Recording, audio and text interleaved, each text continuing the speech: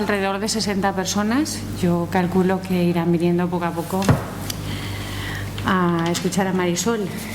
Bueno, Marisol yo la conozco de hará unos meses, la conocí en Santander en un congreso. Ella es muy conocida de Paco Santolaya, de nuestro decano, es mexicana, es una persona que es licenciada en psicología.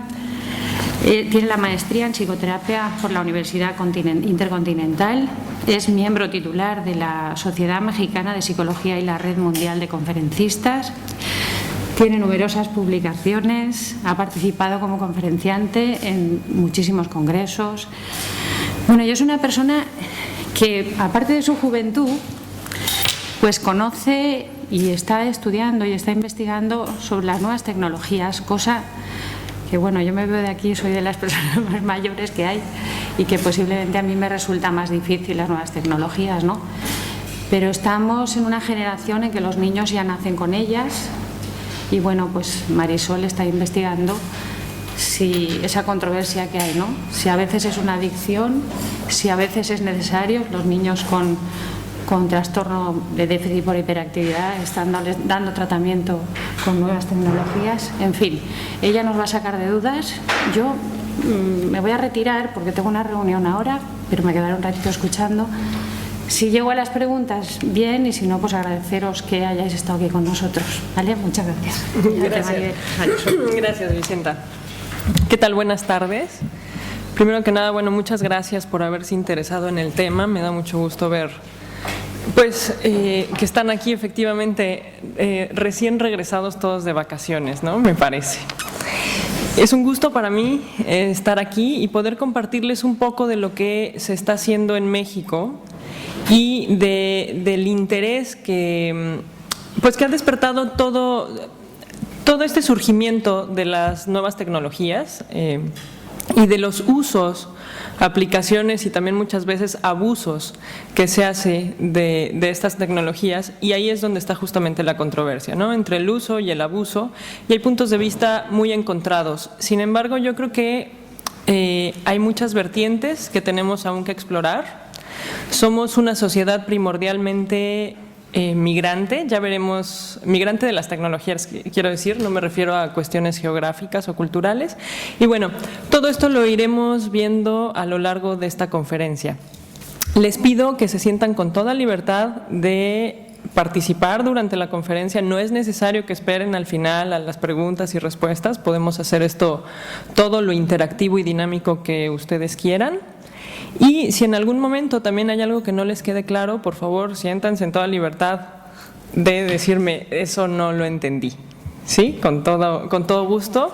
Vamos a hacer de esto pues una experiencia lo más útil y enriquecedora para todos, para mí, para ustedes, y sus aportaciones, sus puntos de vista son muy importantes, ya que de alguna manera permiten dar enfoques diferentes a lo que en este momento, bueno, me encuentro investigando en mi país.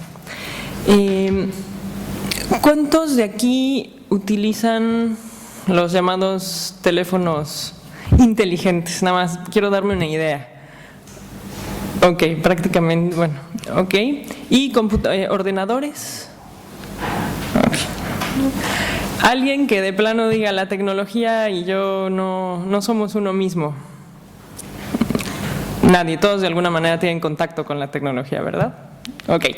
Entonces, bueno, como se dan cuenta, somos una población, ya verán por qué, somos una población incluso aquí, primordialmente migrante de las tecnologías, pero de alguna manera todos estamos ya enganchados con ellas, sobre todo también quienes tengan hijos, pues estarán peleando en casa muchas veces con este tipo de aparatitos, ¿no? Ponte a hacer otra cosa y deja de estar pegado al televisor, el ordenador, la tablet, la BlackBerry, el iPhone, etcétera, etcétera. Trataré de, como no tengo control, tengo que estar por aquí. Díganme si me escuchan, aún sin micrófono me escuchan, si no, sí, si no aquí, o me escuchan mejor así. ¿Me escuchan así? No se oye, ¿verdad? Bueno, primero que nada, las TICs, porque así lo van a ver en la presentación que tienen ahí, y así me voy a referir yo muchas veces, hacen referencia a las tecnologías de la información y la comunicación.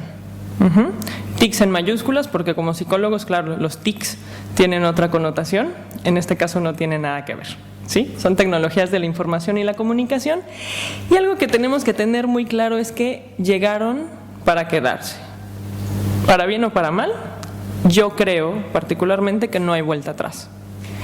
Y desde ese punto de vista me parece que tenemos que abordar estos temas no como una crítica o satanización de los efectos o de las aplicaciones que se le puede dar, sino con la noción de que es algo que cada vez está formando más parte de nuestras vidas y que es algo que va a ser parte cotidiana en el mundo del futuro, digamos, para las generaciones que ahorita son niños o adolescentes. Esto es lo cotidiano y va a seguir siendo lo cotidiano. El desarrollo de la tecnología va a continuar, y desde ese punto de vista vamos a tener que hacer modificaciones y adaptaciones de muchos postulados que damos por hecho, desde los modelos educativos hasta los modelos desde los que los psicólogos desarrollamos nuestra propia función, sea que seamos clínicos o educativos o incluso recursos humanos, en fin, cualquier aplicación que hagamos de la psicología de alguna manera va a tener que relacionarse con los efectos y aplicaciones de estas tecnologías. Dentro de las tecnologías, dentro de las TICs, uno de los usos más comunes y cotidianos que se da a todos estos aparatos son las redes sociales. Dentro de las redes sociales, las más famosas, las más conocidas en el mundo son Facebook y Twitter. Aquí en España también se utiliza mucho el 20, a veces más que Facebook todavía, según algunas de las estadísticas. Sin embargo, las redes sociales no son otra cosa más que comunidades virtuales donde los usuarios interactúan en tiempo real y a veces con cierto desfase con usuarios de otras partes del mundo. Pueden ser conocidos en persona o incluso se establecen relaciones amistosas y a veces hasta de pareja con gente que no se ha visto en persona nunca. ¿Cuántos de ustedes tienen perfil de Facebook? Yo, por supuesto, tengo mi perfil de Facebook. Muy bien. Y el colegio tiene su página de Facebook, ¿no? Entonces, somos de alguna manera usuarios. Digamos que esta es la utilidad central, las redes sociales, que el común de la gente da a las tecnologías de la información y la comunicación. Evidentemente tienen aplicaciones mucho mayores, pero eso es lo que todos hacemos. Todos estamos conectados a Facebook, Twitter, 20, mensajes por aquí, mensajes por allá, y eso es lo que la mayoría de las personas hacen. Ahora, además, a través de los dispositivos móviles, tenemos un acceso permanente a Internet, la mayoría, lo que abre la posibilidad de una satisfacción inmediata en ese sentido, y desde ahí, teniendo en cuenta que la psicología nos dice que un grado óptimo de frustración es sano para el desarrollo del ser humano y la satisfacción inmediata no lo es, desde ahí tendríamos ya que empezarnos a plantear qué está pasando. Yo no tengo que esperar ya llegar a casa para conectarme a Internet, lo podría hacer aquí. Y si me ven haciendo esto es para ver mi reloj, no crean que estoy checando mi Facebook, por favor. Sí. La tecnología también, y no únicamente la tecnología, sino también los propios cambios sociales que hemos ido viviendo a lo largo de las últimas décadas, han ido modificando algo muy importante, que es el juego.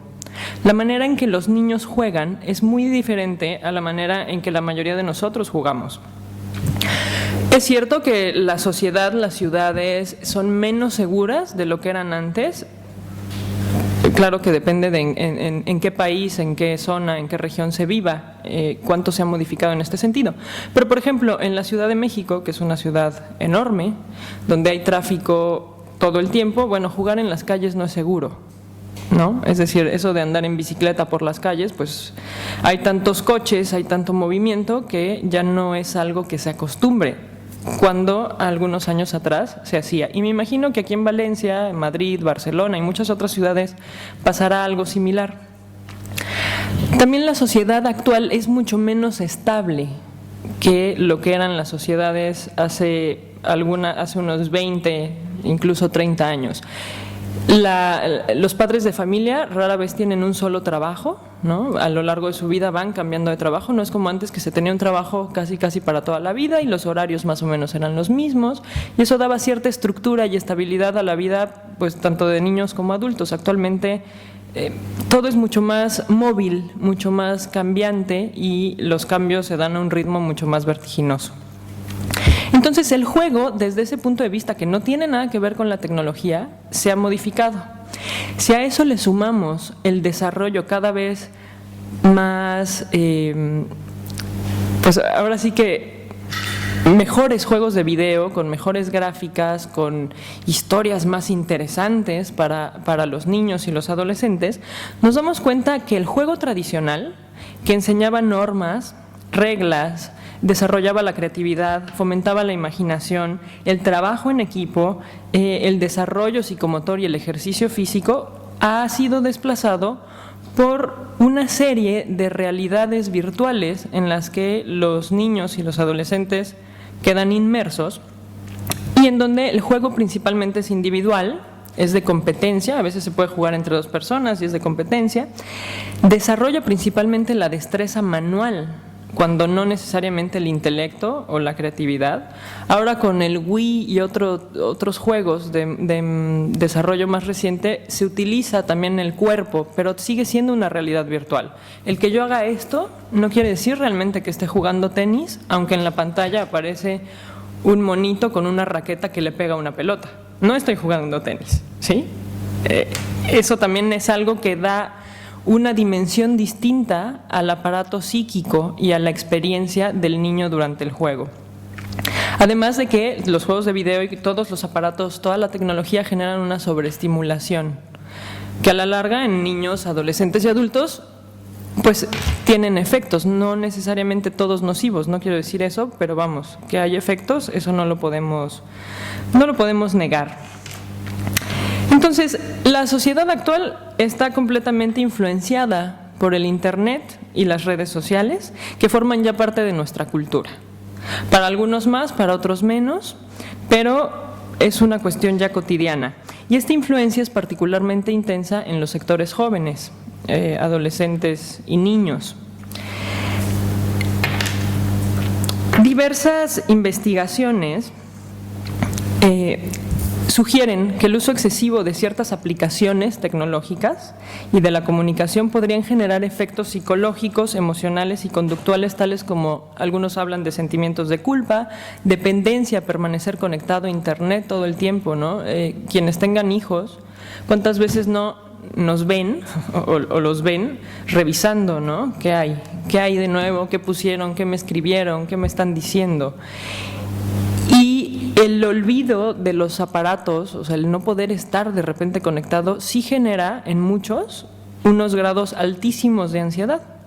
De hecho, no sé si tuvieron oportunidad de leer el artículo que el día de hoy, me parece, el Colegio Oficial de Psicólogos aquí en Valencia publicó en la página de internet. Nos compartió un artículo de José Antonio Molina, un miembro del Colegio de Psicólogos de Madrid, que habla que las adicciones, los síntomas de la adicción a los juegos de video es muy similar a los de los alcohólicos y los drogodependientes. Eso lo están manejando mucho actualmente. Entonces, bueno, están estas posturas que hablan de situaciones dañinas a través del uso de estas tecnologías, y hay otras posturas que dicen que el uso adecuado de las tecnologías puede ayudar a contrarrestar los efectos de trastornos de atención como el trastorno por déficit de atención. Entonces, bueno, todo esto está en investigación. Esto no es asunto directo de la investigación que yo les vengo a compartir, pero de alguna manera es parte del contexto en el que está inmersa. A raíz de estas alteraciones observadas, se han propuesto distintos criterios diagnósticos dentro de las adicciones psicológicas y de los trastornos del control de los impulsos. Si ustedes revisan el DSM-5, van a encontrar que dentro de las adicciones psicológicas y también del control, los trastornos del control de impulsos, van a encontrar ya nuevas categorías que hacen referencia a adicciones y problemáticas relacionadas con la tecnología. Sin embargo, bueno, mi punto de vista es que el uso de las tecnologías, que está, bueno, ya ligado al uso de Internet, cada vez está más integrado en nuestra cultura, y el uso por sí mismo no es lo que genera una adicción, sino el abuso, como en todo. Y desde ese punto de vista también creo que es muy importante que como psicólogos hagamos conciencia en los padres de familia y en los maestros de inculcar un uso responsable de estas tecnologías y no ir necesariamente en contra del uso de las mismas, simplemente formar, educar y dirigir para que ese uso sea responsable. No me tocó, pero y yo creo que bueno, a muchos aquí no nos habrá tocado tampoco, pero evidentemente conforme las drogas, la marihuana, la cocaína, todo esto se volvió también parte de la cultura de alguna manera, para mal, pues se tuvo que educar a toda una sociedad y a toda una generación en los 60 en cuanto al abuso de las drogas. Claro que las drogas de antemano sabemos que es algo dañino, no podemos sacarle una vertiente positiva como sea las tecnologías. Sin embargo, en ese momento claro que era importante la educación y la formación de un uso responsable de todo lo que tenemos alcance. De la misma manera, el uso de la tecnología, al igual que la conducción responsable de un automóvil, es algo que se tiene que inculcar. Entonces, bueno, pero hablando de un uso y no de un abuso, de todas maneras, el uso reiterado genera indudablemente modificaciones, tanto en las costumbres como en los medios y modos de interacción, las vías de comunicación, el estilo de vida de los usuarios, y con ello se modifica la cuestión psicológica, modificaciones cognitivas, emocionales y conductuales que, bueno, no podemos dejar de lado, mucho menos siendo psicólogos. Tampoco podemos perder de vista que lo que les comentaba, que es fundamental el papel de los padres y que hay que fomentar un adecuado desarrollo de las nuevas generaciones, no a pesar de las TICs, las tecnologías de la información y la comunicación, sino junto con ellas, porque como les comentaba en un principio, esto es algo que llegó para quedarse y que va a ser parte de su vida y su labor cotidiana. Para esto, bueno, hay que comprender que nuestra sociedad es considerablemente distinta a lo que era hace algunas décadas y que la conformación de la misma en cuanto a las generaciones ha ido modificándose. Y estas modificaciones, a raíz de la tecnología, parecen, y desde mi punto de vista seguramente son, mucho más evidentes y drásticas que lo que solían ser. Es decir, la brecha generacional es más notoria actualmente de lo que era décadas atrás.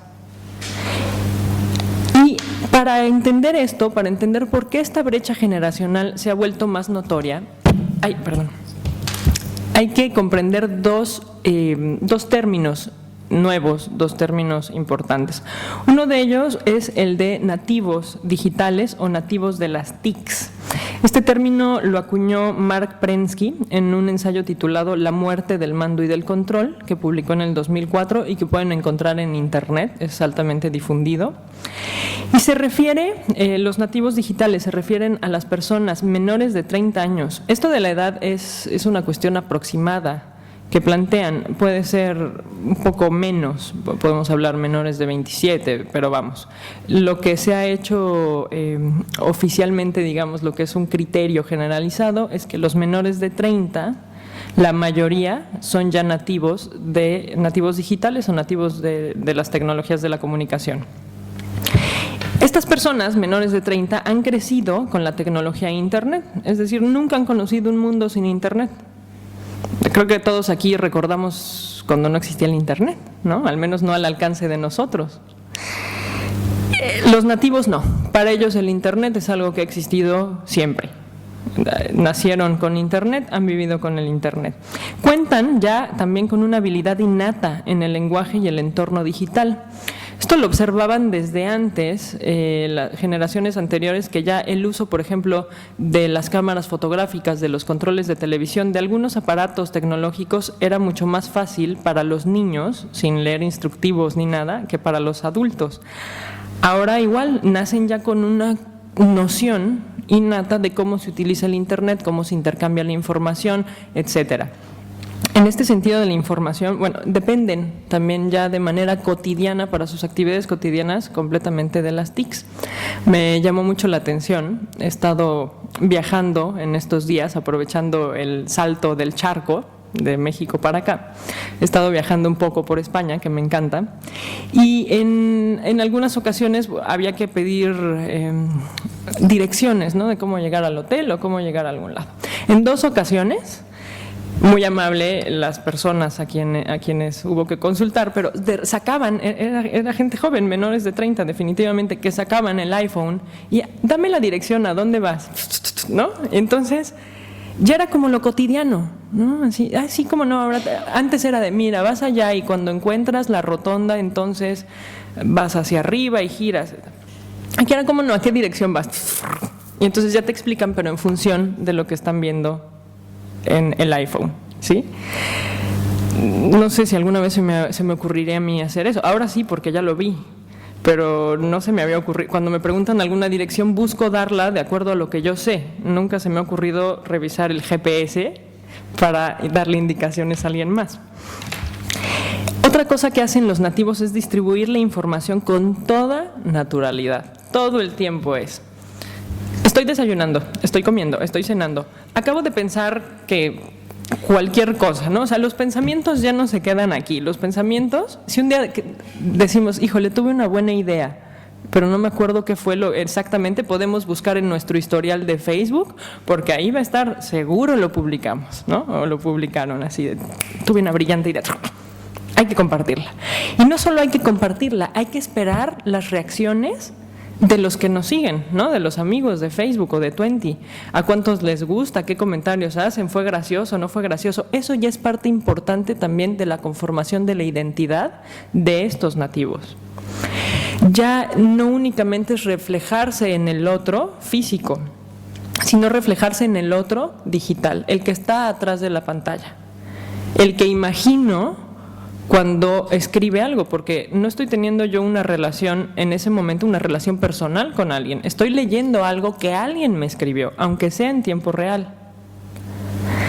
Y no siempre los nativos distinguen la diferencia entre una plática personal, lo que yo te digo de viva voz, y lo que yo te escribo a través de mi teléfono inteligente o de mi tablet o de mi ordenador. Nosotros todavía lo distinguimos y hay una diferencia. Ellos muchas veces ya no, la experiencia es la misma, sea a través de texto o a través de voz quiero decir cara a cara. La mayoría de las felicitaciones de cumpleaños ya no se dicen vía telefónica, se escriben en el muro de Facebook. No sé si les pasará a algunos de ustedes. Es más cómodo, la verdad. Nos quita menos tiempo. ¿Quién sabe qué hacemos con ese tiempo? Que nos ahorramos, pero nos quita menos tiempo.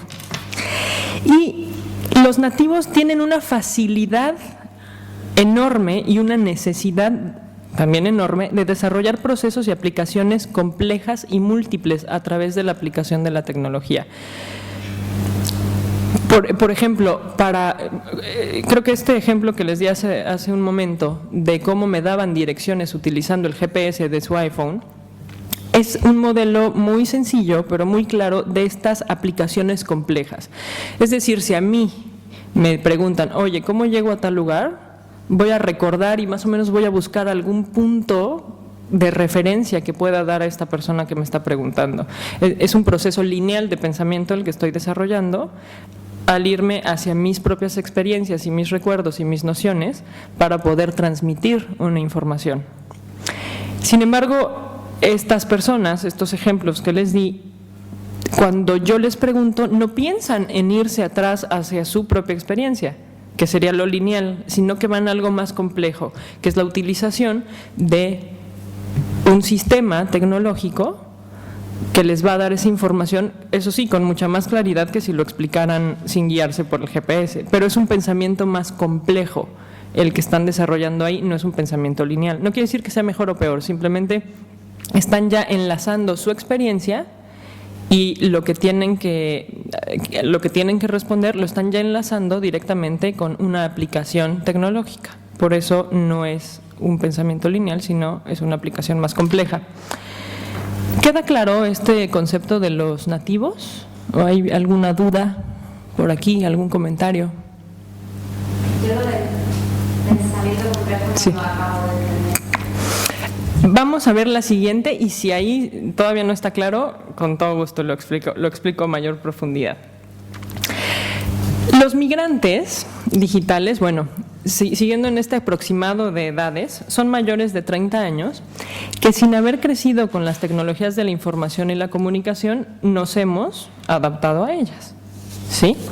No todo el mundo se adapta a ellas, no todo el mundo es migrante, pero la mayoría sí. Si tenemos un teléfono inteligente, somos migrantes. Si usamos correo electrónico, somos migrantes. Si bajamos series de internet, somos migrantes.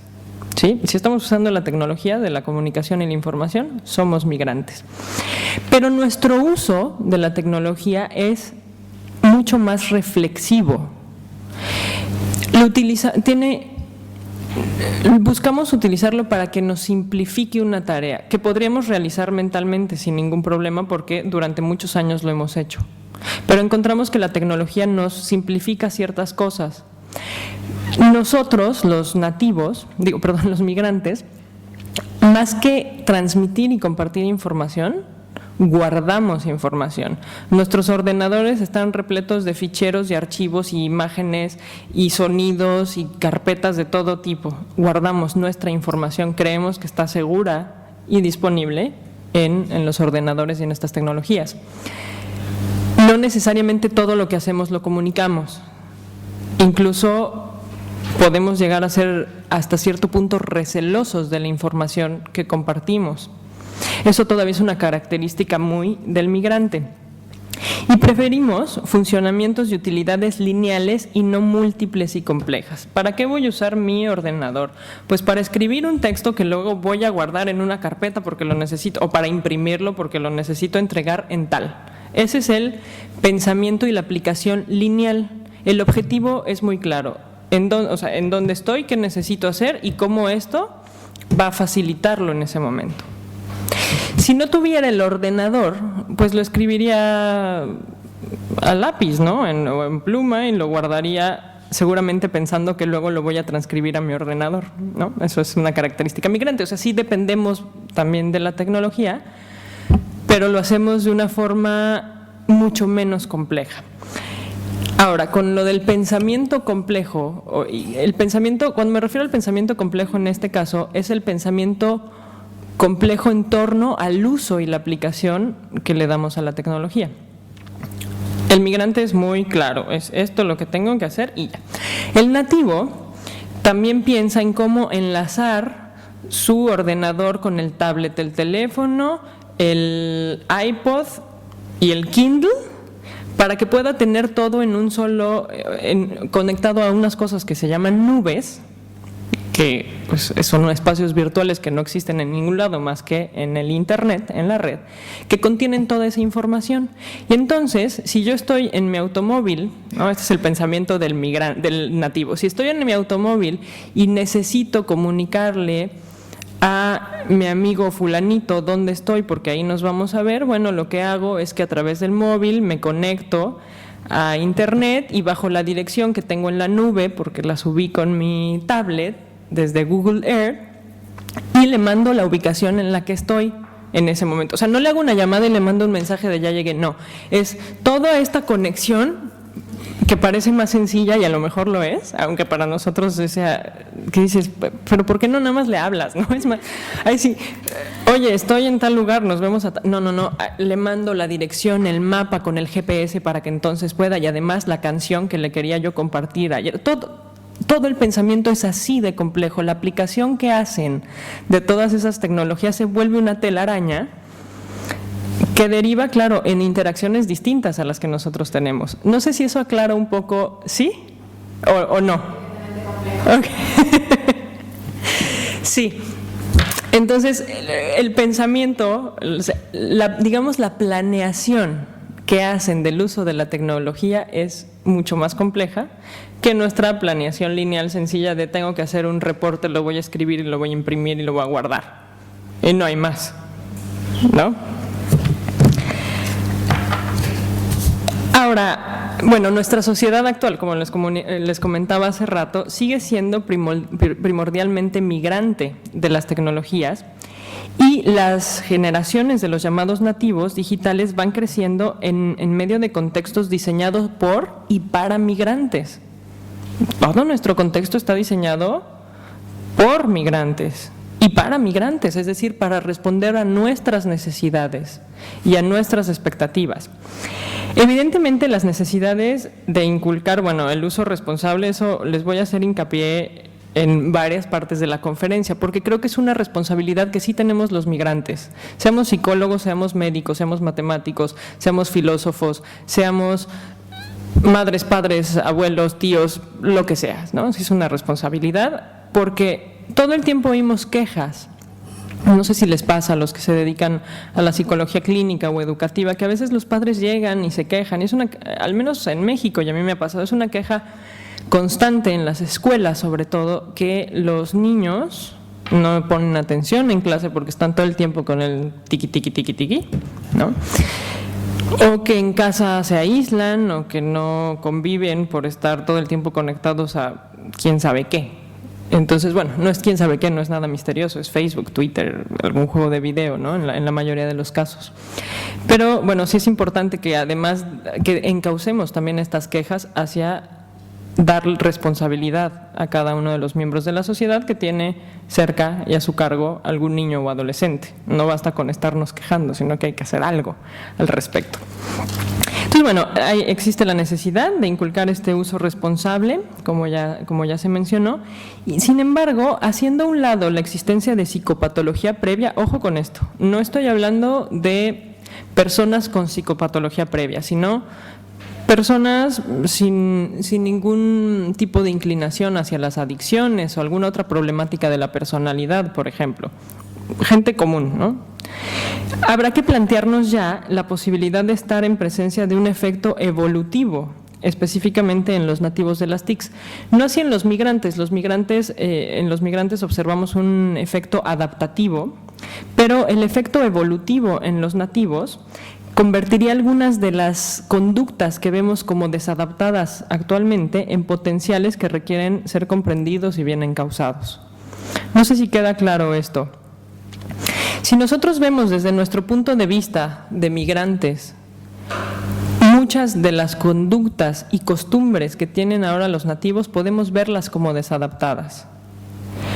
Si lo vemos desde el punto de vista del contexto ya del nativo y de su forma de pensar y de las necesidades y potencialidades que tiene, estas desadaptaciones, entre comillas, realmente son potenciales que hay que desarrollar. Hago hincapié también en que no estoy hablando de cuestiones psicopatológicas. Por supuesto, una adicción, sea un juego de video, una droga o al alcohol, es una adicción aquí y en China. Y eso no es una desadaptación que sea un potencial, es una adicción y es una psicopatología que hay que tratar. Pero si no estamos hablando de eso, sino de que pone más atención a su aparatito que a las clases, probablemente tendríamos que preguntarnos qué tanto necesitamos adecuar ya el contexto y el modelo educativo a una generación que viene con una programación cognitiva muy distinta a la nuestra, que tienen una capacidad de atención múltiple y que en el salón de clases la mayoría de las veces se le exige una atención focal a un solo objeto, sin hacer uso de todos los potenciales que la tecnología podría abrir también para la educación. Esto no es el hilo negro, realmente Corea tiene un modelo educativo en donde la tablet, de la marca que sea, no sé qué marca utilizarán, supongo que será Samsung o algo así, es parte fundamental de su modelo educativo. Ya lograron integrarlo. Entonces, los reportes de algunos de los estudios que se han hecho al respecto dicen que la participación y el interés de los alumnos y el aprovechamiento académico ha aumentado desde que se modificó el modelo y que está siendo ya adaptado a todas estas capacidades, intereses y necesidades que trae la población nativa. En Occidente somos mucho más reacios a hacer ese tipo de cosas todavía, pero yo creo que eventualmente vamos a tener que hacer adaptaciones. Pero bueno, antes de continuar, quiero revisar con ustedes algunos datos estadísticos que nos den una idea de la situación actual ya en números, ¿no? He hablado un poco de las características, pero vamos a ver el uso de Internet, pero específicamente en las redes sociales, de acuerdo a un reporte que presentó Comscore en el año 2011. Comscore es una empresa que se dedica a hacer estudios y encuestas sobre el uso de Internet y tecnologías de la comunicación. En el mundo se estima que habemos 940 millones de usuarios, no de Internet, de redes sociales. De Internet deben ser más, pero de redes sociales. En América Latina se estima que el 88% de los habitantes son usuarios de las redes sociales. Esto representa un 14% más que en el 2010. Y México... Bueno, Argentina encabeza la lista en América Latina con un uso de 8.4 horas al mes, mientras México está en el 12º lugar del ranking mundial, a nivel mundial, del uso con 5.3 horas al mes en promedio. Europa tiene un 72% de habitantes como usuarios de las redes sociales.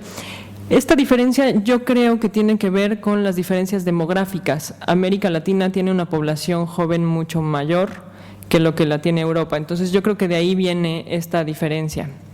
Sin embargo, España ocupa el 10º lugar en el ranking mundial, es decir, está dos niveles arriba que México. Utilizan más las redes sociales con un promedio de 5.7 horas al mes, a pesar de que hay menos usuarios, pero hay un uso mayor. Y Israel, que es el que encabeza el ranking europeo, no el mundial, Israel es el ranking europeo con 10.7 horas al mes. En primer lugar, si no me equivoco, a nivel mundial está Estados Unidos en cuanto al uso de el tiempo que pasan conectados en las redes sociales. Entonces, bueno, este es nuestro mundo. 88% de la población o 72% de la población en el caso de Europa conectados a Internet para el uso de redes sociales es una cantidad bárbara, ¿no? Que nos da una idea realmente del nivel y el grado de penetración que estas nuevas tecnologías y estas aplicaciones ha tenido ya en la actualidad. Les digo, esto fue de abril del año pasado. Habrá que esperar a finales de año para ver cómo se incrementó durante este año. No sé si aquí les pase. ¿Estaban anotando de lo anterior? ¿Quieren? Si no, con todo gusto les hago llegar la presentación aquí al colegio y que se los distribuyan, no se preocupen. No sé si aquí pase, pero en México ha habido un aparente aumento de adolescentes y niños con sintomatología relacionada con problemas de atención. ¿Aquí también tienen lo...? Ok. ¿Alguien sabe en qué porcentaje se ha visto aumentado o no? Nivel de datos estadísticos. Nada. Pero vamos. Muy bien. En la práctica es donde se nota mucho, ¿no? Lo que se nota es que hay mucha demanda de diagnósticos. Te vienen ya diciendo el papá, la mamá, que se ha popularizado el término.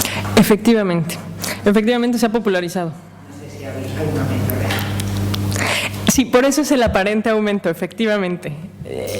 En México tampoco hay datos todavía, al menos datos debe de haber, pero en la práctica efectivamente las quejas han aumentado, la petición de diagnóstico ha aumentado y muchas veces los diagnósticos realizados por gente que no es exacto, o sea que no necesariamente, o sea, no es un diagnóstico psicológico. Muchas veces los maestros, ¿no? Ya casi etiquetan al niño que tiene TDA, ¿no? Trastorno por déficit de atención. Pero bueno, hay un aparente aumento, por lo menos, de la sintomatología. Y por eso nos llegan estas peticiones de diagnóstico.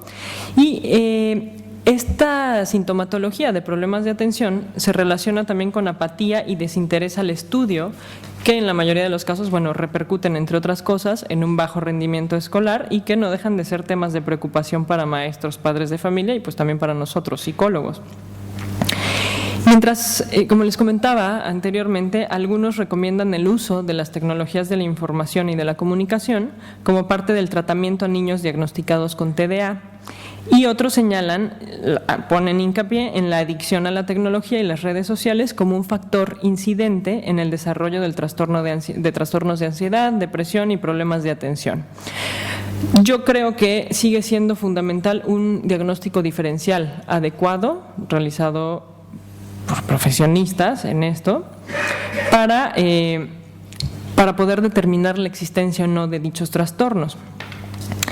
Pero, y estas son las preguntas iniciales de esta investigación, ¿será posible que la supuesta sintomatología sea en cierta medida resultado ya de un proceso evolutivo en el aparato psíquico y las funciones cognitivas de los nativos de las TICs? Así inició esta investigación, con esta pregunta, y de ser así, la siguiente pregunta nos remite a si el bajo rendimiento académico y la apatía son consecuencia de un desajuste en los modelos educativos que, como les comentaba, son diseñados por y para migrantes de las TICs y no para nativos con sus propias capacidades cognitivas y estructuras psicológicas. Cuando hablo de cuestiones evolutivas y de modificaciones, no me refiero a una modificación del aparato fisiológico, es decir, no quiero decir que el cerebro cambie de forma. Más adelante vamos a ver a qué me refiero con esto, pero como desde el punto de vista filosófico y antropológico, muchas veces se entiende o se explica la evolución como una modificación necesariamente física. Si hago la aclaración, no estoy diciendo que crezcan estructuras distintas dentro del cerebro, simplemente que las conexiones neuronales están cambiando y las áreas que se activan ante ciertos estímulos pueden ser diferentes entre nativos y migrantes. ¿Alguna duda con esto? Continuamos entonces. Este desajuste, bueno, yo creo que estaría demandando una reestructuración tanto en los sistemas socioeducativos culturales como en los planteamientos y enfoques desde los que los psicólogos desarrollamos nuestra labor con esta población, con la población de nativos. Ahora bien, en sus orígenes, por mi propia formación profesional, mi maestría es en psicoterapia psicoanalítica y esa es mi práctica clínica en el consultorio de corte psicoanalítico. Entonces, por esta propia formación profesional, el trabajo tuvo un claro enfoque psicoanalítico en un principio. No sé si están familiarizados con este planteamiento de Jacques Lacan, que hace, supongo que en algún momento lo habrán revisado. Que este planteamiento que hace, influenciado por la lingüística de Saussure y la antropología estructuralista de Lévi-Strauss, en el que sostiene que el inconsciente se estructura como el lenguaje y es este mismo lenguaje el que determina el sentido de las estructuras de la mente. Es decir, lo que plantea es que el aparato psíquico se forma y se estructura y se va bordando, digamos, sobre él mismo, de la misma manera en que construimos el lenguaje. Por eso, cuando los niños todavía no hablan, no hay una memoria, sí hay huellas némicas que permanecen toda la vida, pero no hay una memoria, no hay recuerdos. Antes de que el niño esté inmerso en el lenguaje, no hay recuerdos, por el simple hecho de que, ¿cómo les voy a transmitir yo algo que no puedo poner en palabras? Nosotros pensamos en palabras. Entonces, si yo no tengo palabras en ese momento, las experiencias de los primeros meses quedan, el psicoanálisis dice, sumergidas en el inconsciente y son inalcanzables, porque nunca las voy a poder poner, no hay manera de llegar a algo que no puedo poner en palabras. Les pido que piensen en algo que no puedan nombrar. Los olores, por ejemplo. Ahí ya lo nombraste. Es decir, piensas en el concepto de olor. El concepto sí, pero sin embargo una de las primeras cosas que se graban son, por ejemplo, olores o sensaciones que no puedes describir. Sí, pero que quedan asociadas. Eso justo es la huella anémica, efectivamente. Ahí lo que es la huella anémica del olor que queda asociado a alguna emoción. Y muchas veces olemos un perfume y sentimos algo y no podemos decir por qué. A eso justamente no es una reacción, es un reflejo casi lo que nos desata este aroma. Pero si ese aroma quedó grabado en un momento en el que todavía no necesariamente que habláramos, sino que no teníamos comprensión del lenguaje, aunque fuera del lenguaje de nuestro entorno, no sabemos por qué es esa sensación. Sí me explico en este punto de que no podemos pensar en algo que no podamos nombrar. Porque si tú hablas de olor, te puedo preguntar qué tipo de olor. Y en todo esto ya lo estamos hablando, ya es una cuestión en la que está interviniendo el lenguaje. Entonces, no podemos pensar nada que no podemos nombrar. Pero sí podemos sentir cosas. Sí, eso sí, sentir cosas, sí, podemos sentir muchas cosas que no podemos nombrar, y es esto lo del olor que nos desata una emoción, por ejemplo, o una sensación. Memoria emocional sí que existe, aunque Sí. la memoria cognitiva antes de la emoción. Efectivamente, y ahí está la huella anémica, precisamente, que queda, que es una memoria emocional, pero que no vamos a poder poner en palabras, desgraciadamente. El hincapié que hago en esto es para que vean también la trascendencia que va a tener las modificaciones que se van desarrollando en el lenguaje en el propio desarrollo de la psique de los nativos. Entonces, si partimos de este punto que sí, efectivamente, memoria emocional hay, y puede que haya memoria auditiva y memoria olfativa, incluso memoria táctil, pero no tenemos una memoria cognitiva, en tanto que no lo podemos poner en palabras. Todo lo que se convierte en información para nosotros y datos cognitivos, todo es susceptible de ponerse en palabras. De hecho, se convierte en palabra. Todo estímulo a la hora de entrar al cerebro y ser, una vez que ya es procesado a nivel cognitivo, se convierte en palabras. No quiere decir que desaparezca el estímulo como tal, simplemente que nosotros lo traducimos en palabras. Incluso cuando no sabemos qué es lo que estamos viendo o sintiendo o oliendo, siempre hacemos referencia a cosas conocidas. Así de, esto me sabe como a helado de limón y albahaca, quién sabe qué sea, pero yo ya lo estoy describiendo desde palabras de cosas que son conocidas. O este edificio se parece a un barco ¿sí? No puedo nombrar ese edificio como tal, algunas formas, por ejemplo el Guggenheim de Bilbao. ¿Qué forma tiene? Pues quién sabe, ¿no? Pero alguien podría decir que se parece a un barco con ciertas curvas. Estamos utilizando palabras y referencias lingüísticas que tenemos en nuestro inconsciente. En nuestro inconsciente no, eso fue a nivel cognitivo, en nuestro conocimiento, no en nuestro inconsciente. Entonces, bueno, partiendo de esto, la propuesta es que a partir de las adaptaciones en el lenguaje propias del uso de las tecnologías y de las redes sociales se propician modificaciones en la psique y su funcionamiento. El lenguaje que manejamos en las redes sociales pues es diferente muchas veces al hablado. Hacemos abreviaturas, cambiamos letras por símbolos y sobre todo, esta propuesta es del año 2011, así inicia la investigación. Y sobre todo estas adaptaciones son mucho más evidentes en redes sociales como Twitter y también en los mensajes móviles.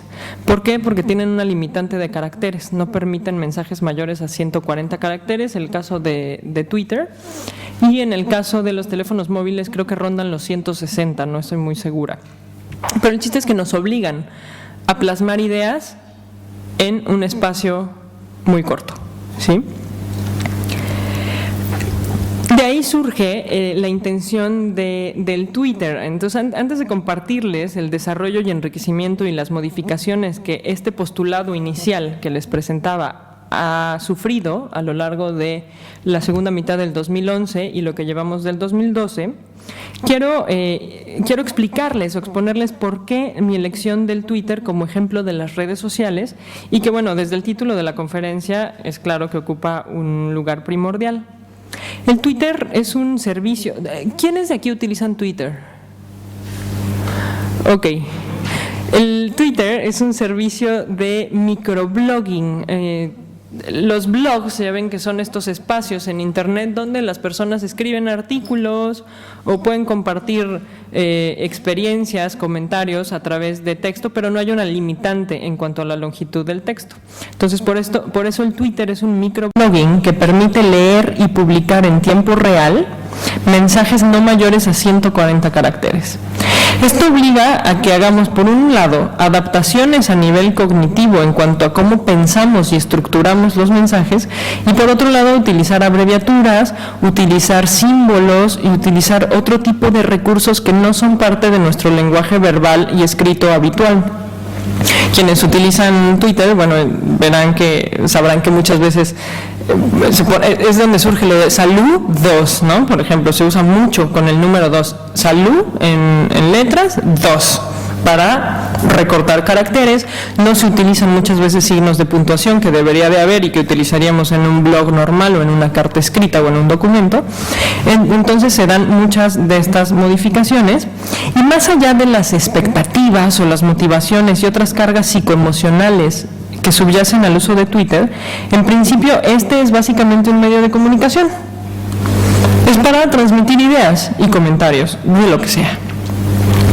Y como tal, al ser un medio de comunicación, requiere el uso del lenguaje, que es un fenómeno social, a diferencia del habla, que es un fenómeno individual. El lenguaje, al ser algo que compartimos todos en una comunidad, es por eso un fenómeno social, y el habla es la manera en que yo ejerzo ese lenguaje a la hora de transmitirlo verbalmente, no por escrito. ¿Sí? Sabemos también que la estructura del lenguaje sufre modificaciones a lo largo del tiempo y en relación al lugar en que se utiliza, ya que el lenguaje constituye el código universal dentro de una comunidad lingüística. Esto lo define unos autores que se llaman Foch y Legefick. Pero desde este punto de vista de la comunidad, nosotros somos una comunidad lingüística, nos entendemos a través de las mismas terminologías y de las mismas palabras. No necesariamente todo un país es una comunidad lingüística, en tanto que hay ciertas comunidades que tienen dialectos distintos, hay ciertos grupos de profesionistas, cada quien que tiene sus propios términos, y esas van siendo cada vez comunidades lingüísticas más pequeñas o más específicas.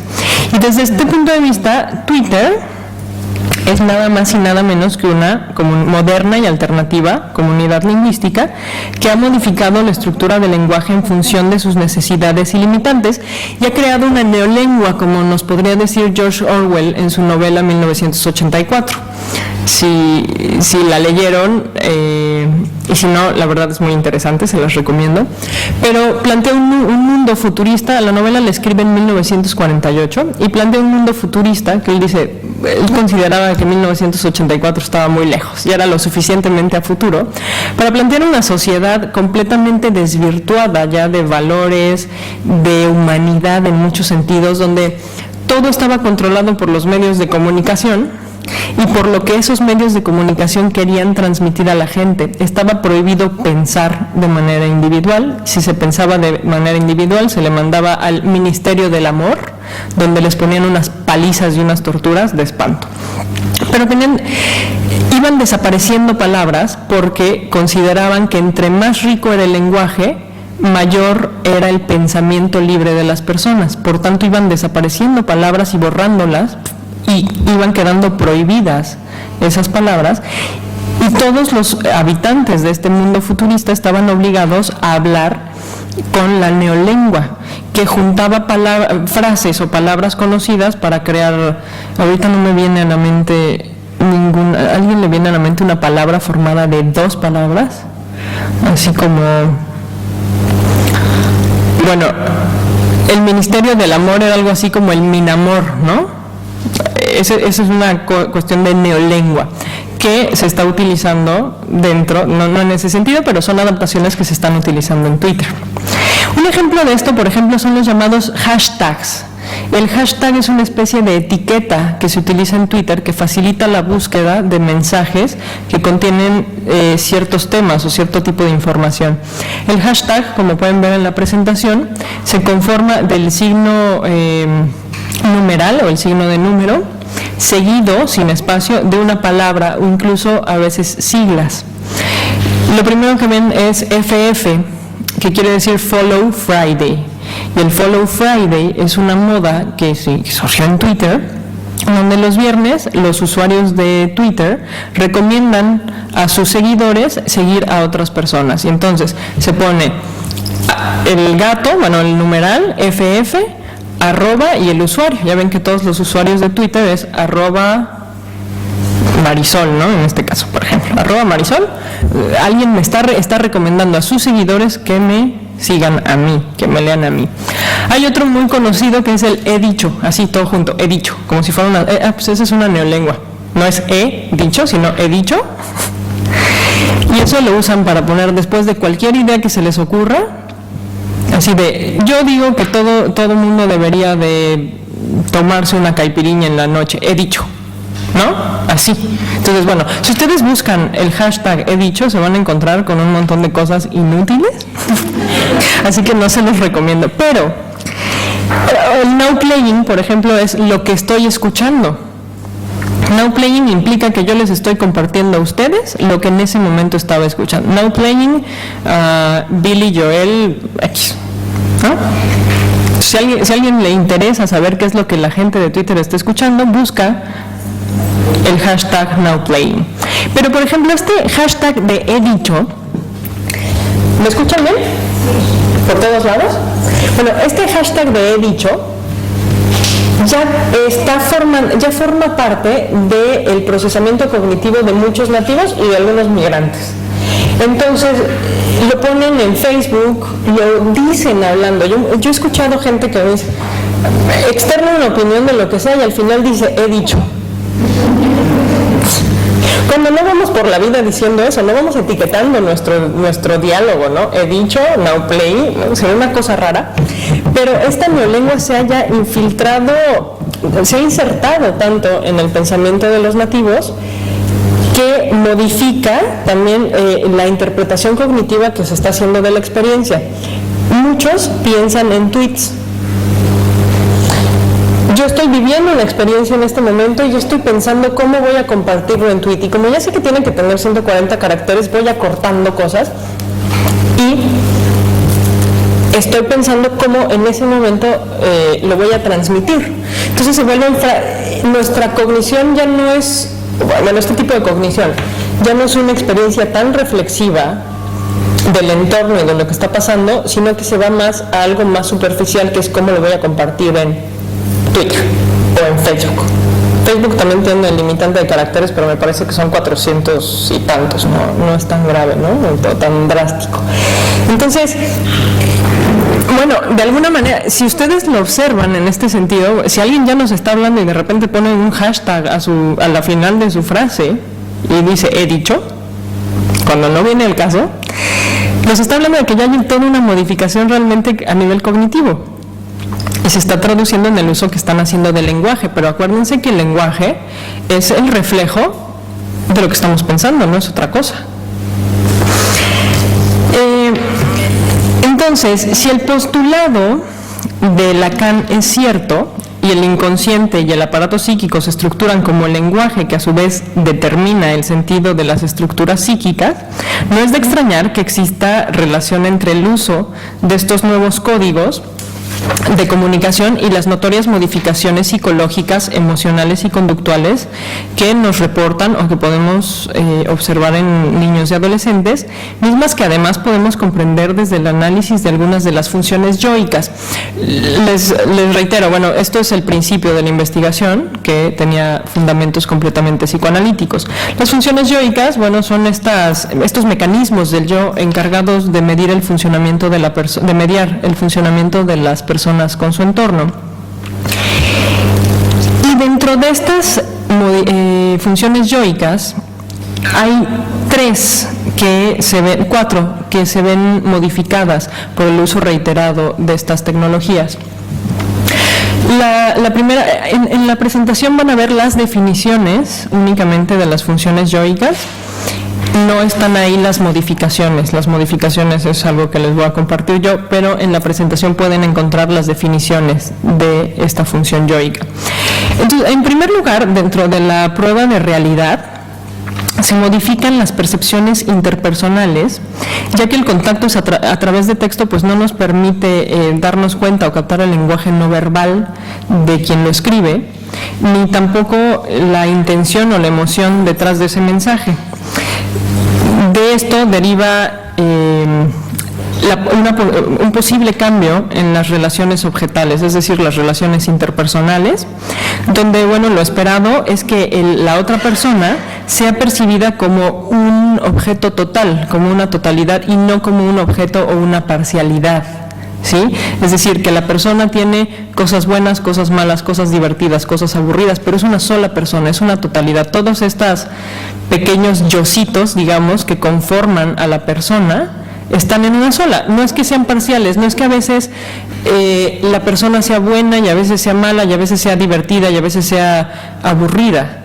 Es una misma persona que conjunta en su totalidad todas estas características. Sin embargo, a través del contacto, principalmente por redes sociales, el uso prolongado del Twitter y de estas redes, la tendencia es percibir al otro de forma parcial, dado que las personas mostramos en estas redes sociales únicamente lo que decidimos compartir y la imagen que queremos mostrar. Realmente no nos mostramos como somos en nuestro conjunto. Entonces, un uso reiterado termina siendo una imagen, entre comillas, cognitiva de una persona parcializada. Nadie va a mostrar sus miserias en la red social, siempre se usa pues para compartir lo bueno, alardear. Hay veces que también para compartir los enojos y algunas emociones, pero siguen siendo parcializadas, esa no es la totalidad de la persona.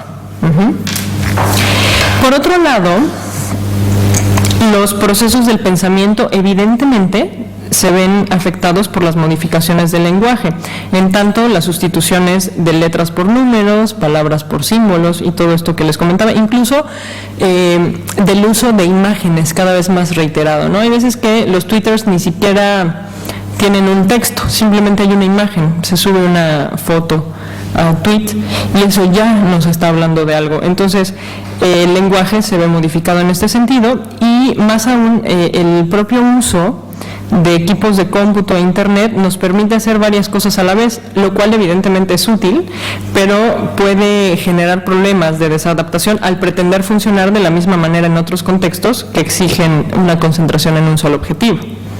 ¿Sí me explico con esto? Si trabajamos en un ordenador o en una tablet o incluso en los teléfonos inteligentes, podemos abrir varias aplicaciones o varias ventanas a la vez y estar prestando atención a todas estas ventanas y aplicaciones. Esto es una práctica muy común entre los nativos. Por eso les cuesta muchas veces tanto trabajo prestar atención a un solo objetivo, porque no hay ventanas por aquí, pues aquí me están poniendo atención a mí, podrían estar compartiendo mi conferencia vía Twitter, ¿no? O decir, esto está muy divertido o está muy aburrido o cualquier cosa. Que eso es lo que hacen ellos, buscan la manera de tener estas otras aplicaciones que enriquezcan la experiencia focal que están teniendo en ese momento. Por eso en un principio les hablaba de posibles desadaptaciones. No necesariamente quiere decir que no estén poniendo atención o que no les interese o que sean apáticos. Probablemente están buscando enriquecer esa experiencia de acuerdo a los parámetros que ya traen a través de estas modificaciones y adaptaciones evolutivas que probablemente se están dando. Y bueno, finalmente todas estas modificaciones afectan al funcionamiento autónomo. El funcionamiento autónomo, como pueden ver en la presentación, es la capacidad de mantener la atención, percepción, inteligencia, voluntad, etcétera, aún en presencia de intromisiones externas o internas. La lectura, la capacidad de estar concentrados en una lectura es un buen ejemplo del funcionamiento autónomo, o de seguir trabajando a pesar de que tenemos hambre. ¿No? Podemos estar trabajando y sentimos hambre, pero no nos desconcentramos. Eso quiere decir que nuestro funcionamiento autónomo es sano y está ejerciendo su labor adecuadamente. Cuando están en clase y suena mi alerta de Facebook y entonces yo me distraigo por completo para esto, evidentemente mi funcionamiento autónomo se está viendo trastocado, porque los estímulos del exterior me están distrayendo del objetivo de mi concentración. ¿Perdón? Exacto. Así es.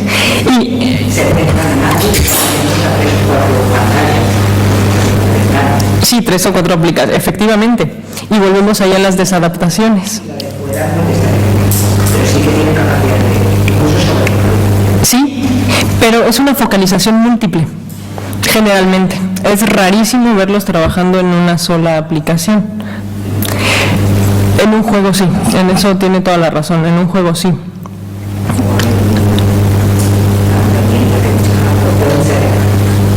Sí, los chats sí ya son múltiples, pero efectivamente, y Y por eso se habla de desadaptaciones, es decir, lo que nos puede parecer desadaptado en realidad no quiere decir que dentro de su contexto sea una desadaptación, porque como bien comentas, pueden estar perfectamente concentrados en sus trabajos a través de las tecnologías o en el chat o en lo que sea que estén haciendo, pero a través de la tecnología, que ya forma parte de su estructura psicológica, ¿no? De su funcionamiento, y hacia allá va precisamente todos los postulados actuales de esta investigación, a cómo encauzar estas capacidades que sí tienen, pero que necesitan ya de una adaptación de los modelos que les estamos ofreciendo para desarrollarse. Tenemos que adaptar estas estructuras a las capacidades que sí tienen realmente y no estar pidiendo necesariamente que se adapten sus nuevas capacidades a modelos que nos funcionaron a nosotros y que no necesariamente son igual de funcionales para ellos. Entonces, bueno, a partir de lo anterior, de lo que vimos de estas modificaciones ¿qué pasó aquí? No, perdón. En estas funciones yoicas, no es difícil observar ciertas similitudes y relación entre las funciones yoicas afectadas y las conductas observadas comúnmente en adolescentes y niños, tanto en el salón de clases como en casa, como lo que mencionábamos hace rato, de la falta de atención, a veces cierta impulsividad, agresión, etcétera, que además se asocian frecuentemente con el trastorno por déficit de atención. Pero bueno, el planteamiento de este trabajo ya no se sustenta únicamente en los orígenes psicoanalíticos del mismo, sino que involucra recientemente, a partir del presente año, cuestiones más propias de las teorías evolutivas en cuanto a las habilidades innatas del uso de la tecnología, las adaptaciones de la conducta y las modificaciones sociales que finalmente corresponden a procesos evolutivos de la cultura y de la sociedad, y también postulados planteados desde la neuroplasticidad, que como seguramente saben, es la capacidad del cerebro para formar ramificaciones neuronales distintas en función de los estímulos y el conocimiento adquirido y de la influencia cultural que ejerce, en este caso, al menos, un contexto cada vez más digitalizado, donde el lenguaje, principalmente escrito y pictórico, juega un papel fundamental. Y estas modificaciones impactan a los procesos cognitivos a partir de la información sensorial y la experiencia, porque la información sensorial y la experiencia son procesadas en las áreas de asociación y generan capacidades de atención, procesamiento y realización paralelos y múltiples, que es esto que comentaba. ¿Cuál es tu nombre? Sí, Chelo. ¿Qué es esto que comentaba Chelo hace un momento, en que pueden estar a veces trabajando a doble pantalla y con un montón de ventanas abiertas? Es justamente estas capacidades de procesamiento de la información de manera paralela y múltiple que los migrantes no tenemos. Podemos irla desarrollando y generamos adaptaciones, pero no la tenemos de manera innata como la tienen ellos, y nos cuesta mucho más trabajo. A veces, si nos distraemos en algo, tenemos que releer en qué estábamos antes de poder tomar el hilo. El nativo tiene una capacidad instantánea, o sea, no pierde el hilo, rara vez lo hacen. Y en cuanto a las modificaciones relacionadas con la neuroplasticidad, hablamos, como les comentaba hace rato, de modificaciones en las conexiones neuronales y las áreas activadas ante diversos estímulos. En ningún momento planteo la existencia de modificaciones en la estructura o forma del cerebro. En este sentido, la hipótesis es que los cambios principales se estarían generando en el hemisferio derecho, al que corresponden el análisis de patrones, resolución de problemas, creatividad, síntesis, atribución de significados, entre otros. Sin embargo, evidentemente, estas modificaciones no se darían sin la participación del hemisferio izquierdo, particularmente del lóbulo temporal, que es el encargado del lenguaje, que en el caso de la mayoría de las aplicaciones en las TICs se intercambia por medio de texto e imágenes. Y esto involucra, por tanto, la visión y los lóbulos occipitales de ambos hemisferios, lo que implica que las funciones y las vías de percepción y procesamiento de la información estarían modificándose también. Así, es posible que el uso adecuado de las TICs esté generando y permitiendo encauzar el desarrollo de un proceso de pensamiento que implique ambos hemisferios de manera conjunta y simultánea en los nativos digitales, y en contraposición con el pensamiento lineal dominado por el hemisferio izquierdo, como ocurre en los migrantes digitales y en aquellos que no son migrantes, es decir, en la gente que no tiene contacto necesariamente con la tecnología. Entonces, desde este punto de vista es donde tendríamos que replantear algunas cosas para poder hacer un uso provechoso y productivo de estas nuevas capacidades que se pueden estar gestando en estas generaciones. Esto es el planteamiento general de la investigación, que, como se podrán dar cuenta, bueno, está, digamos, en una fase media, donde ya el marco teórico y todos los planteamientos de la justificación y todos los planteamientos del proyecto están hechos, y entramos ya a la fase en donde se están desarrollando las herramientas para poder someter a prueba las hipótesis desde un punto de vista ya cuantitativo. Al final del trabajo, la idea es aprovechar la tecnología a nivel médico y de neuroimagen para poder hacer un estudio comparativo entre nativos y migrantes y corroborar si realmente, cuando están expuestos a los mismos estímulos, se activan distintas áreas del cerebro entre los nativos y los migrantes. Esto sería, digamos, ya la última fase, pero antes de eso viene todo el trabajo de la aplicación de las herramientas cuantitativas para poder ver, entre otras cosas, los hábitos de uso que están haciendo de la tecnología. Entonces, bueno, como conclusiones les comparto, evidentemente el desarrollo de estas tecnologías y espacios ofrecen infinidad de alternativas que, utilizadas con criterio, constituyen herramientas útiles que nos permiten, entre otras cosas, mantener contacto con personas de todo el mundo, ¿no? Que eso ya enriquece nuestra experiencia de maneras muy importantes. Y hacer hincapié en que el problema no es el uso, sino el abuso, como en cualquier cosa. La tecnología per se no tiene capacidad de hacer adictos, desde mi punto de vista, ¿sí? Como el alcohol no necesariamente hace alcohólicos a todos los que nos bebemos 1 o 2 copas de vino, ¿sí? Tiene que haber una predisposición y una cuestión que encontraremos en las historias clínicas que hagan de esas personas adictos al tabaco, al alcohol, a las drogas, a la tecnología, al juego, etcétera, todas las adicciones posibles.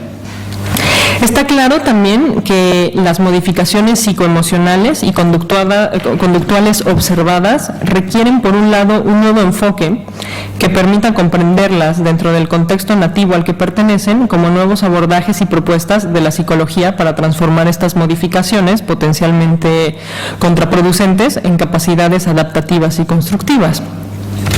Asimismo, todas estas modificaciones demandan ya un abordaje multidisciplinario, en donde participen la educación, el factor social, cultural y evidentemente el psicológico, para poder abordar los métodos de enseñanza y el desarrollo que ponemos al alcance de las nuevas generaciones y que siguen anclados en un modelo que quizá ya es obsoleto, como les comentaba al principio, ¿no? Tenemos que pensar que los nativos se van a desarrollar profesionalmente en un mundo muy diferente al nuestro. Los que son estudiantes actualmente van a tener demandas y necesidades de su entorno profesional distintas a las que tenemos ahora, y en ese sentido creo que tendríamos también que encauzar los modelos educativos que los forman para que estén preparados para responder a esas necesidades a las que se van a enfrentar, y no a las necesidades que tenemos hoy en día, que no son las que les van a tocar.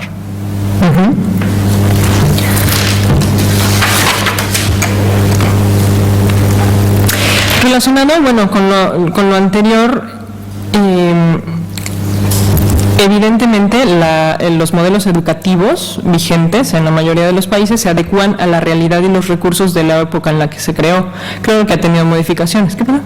Es algo que sucede siempre. Sí. Que también cuando los migrantes había una serie de tecnologías nuevas para utilizarlas.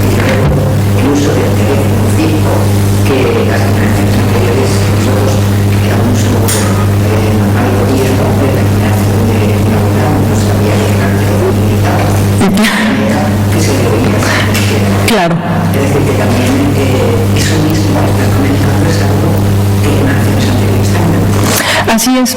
Sin embargo, como les comentaba muy al principio, la brecha generacional, digamos, el desarrollo de la tecnología actualmente sí es significativamente mayor, es más rápido y mayor. Se generan, no nada más es tener el teléfono fijo o luego pasar al teléfono móvil, sino ya es que nos bombardean con todo tipo de aparatos tecnológicos que sirven para la comunicación y para otras muchas cosas, ¿no?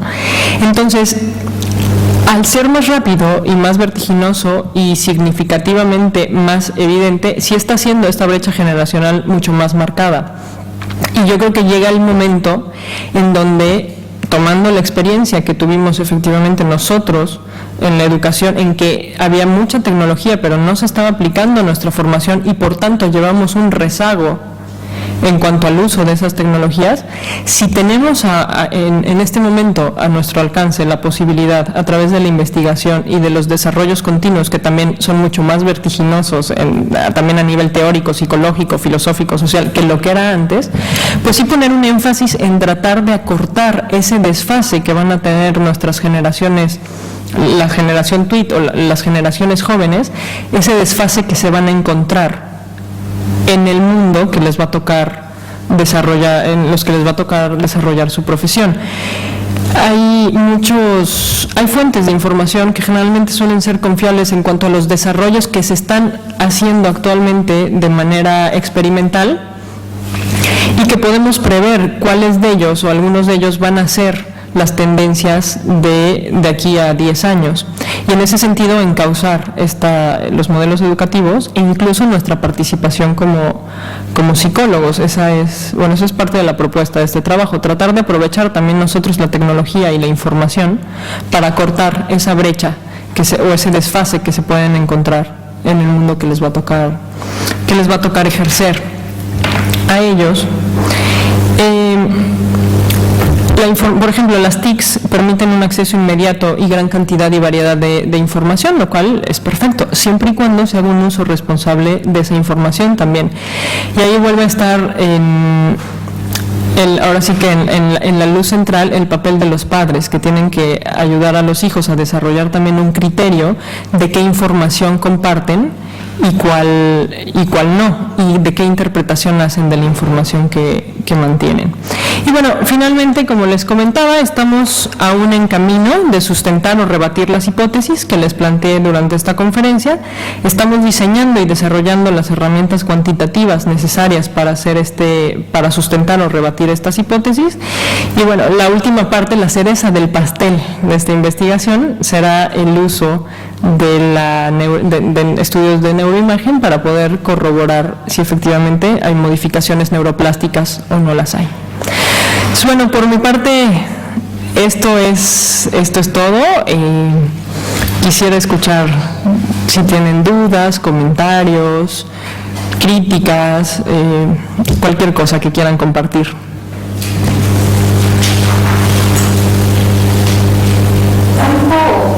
Ahora que estoy escuchando toda esta conferencia y más en la parte final, que se me hace muy interesante, o sea, el enfoque hacia la educación, yo también doy clases, estoy muy metida en eso, me doy cuenta efectivamente cómo los jóvenes actuales han tenido un cambio muy rápido y creo difícil, lo considero yo, poder prever el mundo en el que se desarrollará. Evidentemente va a ser muchísimo más tecnológico inclusive de la que hay actualmente.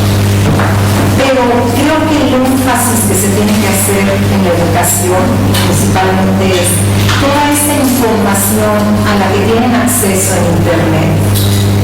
Como que también ellos tienen que saber de alguna manera qué información sí es válida y cuál no es, porque no porque estén en Internet.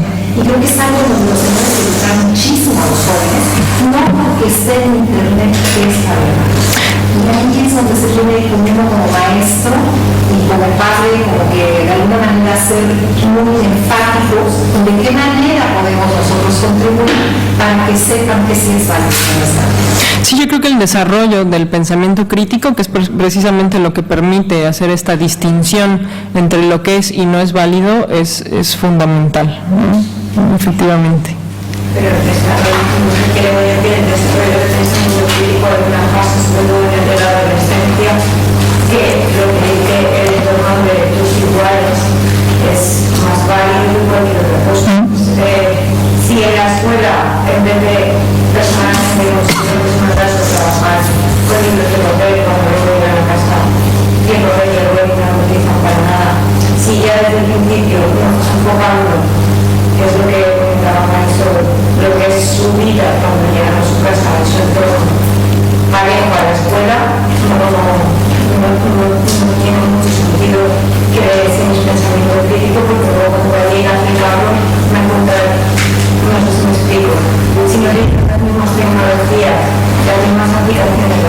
formas que está utilizando en su vida personal, en su tiempo libre, etcétera, etcétera, desde la escuela, va a tener que aprender a adaptar. Creo, si entendí bien lo que estás planteando, es que el pensamiento crítico se tiene que enseñar enfocado ya a la información, que era lo que comentaban por aquí, a la información que reciben de Internet. Sí, efectivamente, yo creo es muy importante esto que comentas, que justamente tiene que haber una equivalencia entre la experiencia de estudio y de trabajo y de incluso de ocupación del tiempo que tienen ellos en casa a través del uso de sus tecnologías en lo que reciben en el salón de clases, porque si no queda completamente desfasado. Si yo no puedo aprovechar la tecnología dentro del salón de clases, voy a llegar a casa a hacer algo diferente mientras no los enseñen a aprovechar esa misma tecnología para el aprendizaje, que es lo que está haciendo Corea. Pero sí creo que el pensamiento crítico, en tanto poder discernir si una información es válida o no lo es muy importante, sea en papel o sea en pantalla. Pero sí, sería mucho más enriquecedora y trascendental la educación si pudiera ponerse ya a la par de los recursos que tienen y utilizan en casa. En eso también estoy completamente de acuerdo. Sí, aquí atrás hay. Sí, creo que hay que encontrar muchos intereses. Claro, y será así que están trabajando muchas editoriales justamente por su formato para hacer los libros que llamamos e-books, para evitar las mismas editoriales que son de las muy famosas, ¿no? Porque efectivamente hay muchos intereses editoriales. Yo creo que el problema más grande que es que más, además de la editorial, el libro impreso, el papel, el libro de texto que cuesta 300 euros cada libro que tenemos, a la calidad. Más que eso es el libro de texto ya estructurado. Entonces, todo lo que tienes que dar, cuando te encuentras con un profesor que tiene poca innovación y se pone un poco en lugar de dar un mundo, ¿no? Pues si seguro lo que se limita lo que hay en el libro de texto, que tenemos que dar y tú tienes que repetir. Y a todo el mundo nos trata por igual. Creo que hay un problema ahí. Las nuevas tecnologías yo creo que te dan posibilidad de adaptarte, de que se adapten más a cómo es, a buscar lo que necesitas. Yo creo que dan demasiado hecho lo que está en el libro de texto. Creo que es un problema. Si veis el Robinson, por ejemplo, y lo recomiendo que lo veáis en las conferencias que hacen en América, de las escuelas no van a creatividad y es así. A millones de pequeños, esos trabajos no se hacen. Debe dejar de descubrir como. Entonces, creo que está ahí todo. Y entonces cuando a más de 50 años, vamos a la sociedad industrial. Ahora las necesidades no son esas. Estamos produciendo los mismos patrones y haciendo lo mismo. Claro, y eso también la diferente de las experiencias necesitamos desconectar 6 horas escuchando a una persona mayor repitiendo lo mismo que tiene el patrocinante. O sea, es que no tener necesidades es extraño. Actualmente, sí. Perdón. Sin la verificación de los maestros y demás son migrantes, porque estamos hablando de que los alumnos realmente son nativos para los grupos educativos. Sí, bueno, habría que hacer capacitación, ¿no? Para los maestros, y bastante. Que a nadie le viene mal. Sí, así es. Sí, 20 y tantos años, 27, 28, 29, ya son maestros en escuela, sí. Sí, la pizarra digital. Claro que, bueno, ahí también necesitan. Y eso, los profesorados jóvenes que están utilizando. Sí, claro. Así que no nos olvidemos que ya están llegando las clases que evidentemente son nativos digitales que han recibido una Muy grande. pero están utilizando cosas que el libro de texto siempre ha sido para un profesor un apoyo. No vaya que no es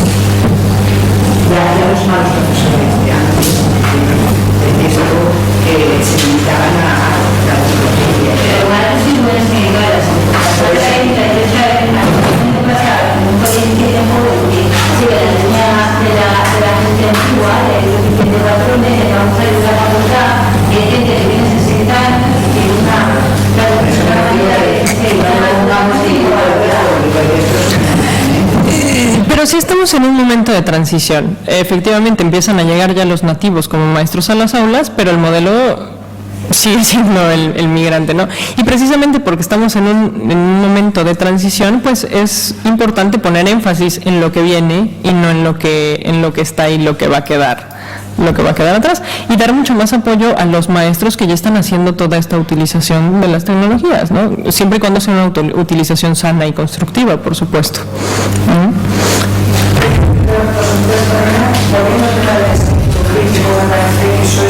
Fundamental. Y lo que yo creo peligroso de las tecnologías es cómo luego hacemos más jóvenes hace de la tecnología o de la redes sociales su vida.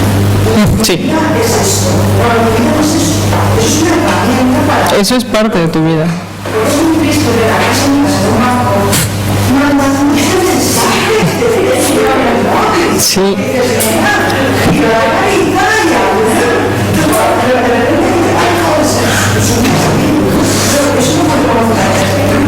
No, y eso es justo parte del abuso de la tecnología. O sea, hay que fomentar el uso, pero no el abuso. Sí, es impresionante. Ese tipo de cosas nos dan risa, pero son ridículas y son lamentables. Sí.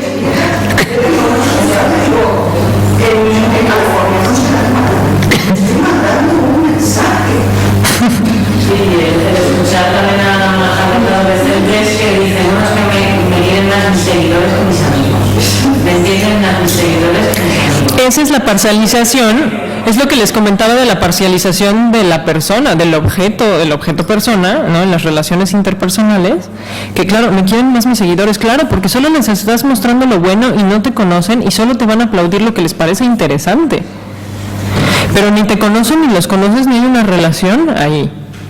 Entonces, ahí también hay que dar un poco de sentido de realidad a estas personas que tienen estos comportamientos que se salen de toda lógica y de toda cuestión sana. Estamos aquí hablando de desarrollo cognitivo, que van a ser seres mucho más rápidos, más elevados que los nativos, ¿no? Porque a nivel físico y emocional nos estamos dejando ese de lado. A nivel emocional no acabamos desarrollando ciertas habilidades como esta presión de conectar, de sentir a la otra persona. Cuando siente demasiado, pasa, cae, siente demasiado, tiene esa facilidad, ¿no? Entonces, en realidad, los nativos tenemos mucho, los migrantes tenemos mucho que de cómo comunicar, ¿no? Y a nivel físico, toda esa energía concentrada, todo el mundo que explora en un sitio, encuentras una forma de controlar y de llevar eso, o también hacer una bomba, que sí, vamos a hacer trabajo. Sí, mucho. Pero tenemos que actualizarnos en función de eso, porque el trabajo que vamos a tener va a ser muy distinto. Estamos acostumbrados a lidiar. Así es. Lo que también es importante, que no sé si habéis contemplado en el estudio, es el tema también de las horas de sueño que tienen los nativos. Bastante que es un mensaje de adolescentes y a lo mejor lo ves a las 2 de la mañana y estás cita hace 3 horas. Y cuando estás tarde, te pones a 5 de la mañana. Un martes, que seas el chaval escribiendo aquí. Es decir, antes llegaba la noche y bueno, salía toda la oscuridad de la ciudad, no podía parar por ahí y la pasaba se dormía. Ahora, como esto no tiene hora, y si no me tuiteo con lo de aquí, me tuiteo con lo del otro lado del chat, pues a lo mejor viene de México, que siempre también dice que no tiene esa autonomía, lo que lleva una habitación como adolescente, pero porque antes decían, no, pues el internet, el ordenador, sí, en la habitación principal de casa, y así los padres controlan cuánto tiempo de televisión tienen nosotros y tal. Ahora, como llevan el internet en el bolsillo, es muy difícil y se frontaliza de 24 horas el internet a cada momento. Yo me estoy encontrando eso con muchos adolescentes con problemas de sueño, es que no pueden coger el sueño porque ya no sé cómo está, a ver cuántos seguidores tengo, a ver cuántos han retuiteado ni tal, a ver cuánto. Y ahí hay una rehabilitación que se necesita muy claro, y además también por la propia definición de adolescente, es decir, esa capacidad de niño está un poco desarrollada, ¿no? Y esto también a lo mejor puede afectar lo que decíamos después al tema del funcionamiento autónomo, de la concentración, claro, si tampoco descansa las horas que necesita descansar. Claro, no está contemplado, pero yo creo que es un factor fundamental que habrá que incluir. Muchas gracias. Te quería comentar algo, esa manera como se muestra en Facebook y en Twitter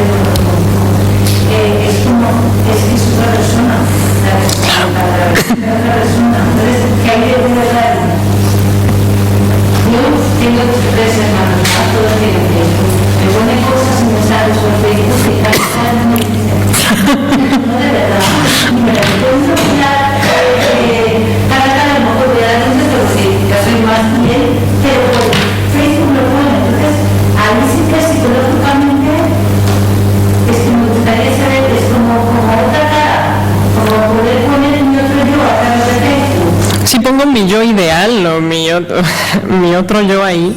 Y bueno, la verdad es que cada vez mandamos más besos de los que damos, ¿no? Y escribimos más abrazos de los que recibimos. Todo el mundo positivo, todo el mundo critica la política, pero luego la calle no es igual. Efectivamente, sí es una cuestión medio esquizofrenizante, ¿no? O sea, a ver, ¿con quién estoy tratando, no? Sí. La cara que damos o que damos en Facebook es tan real como los 15.000 amigos que tenemos en Facebook. Sí.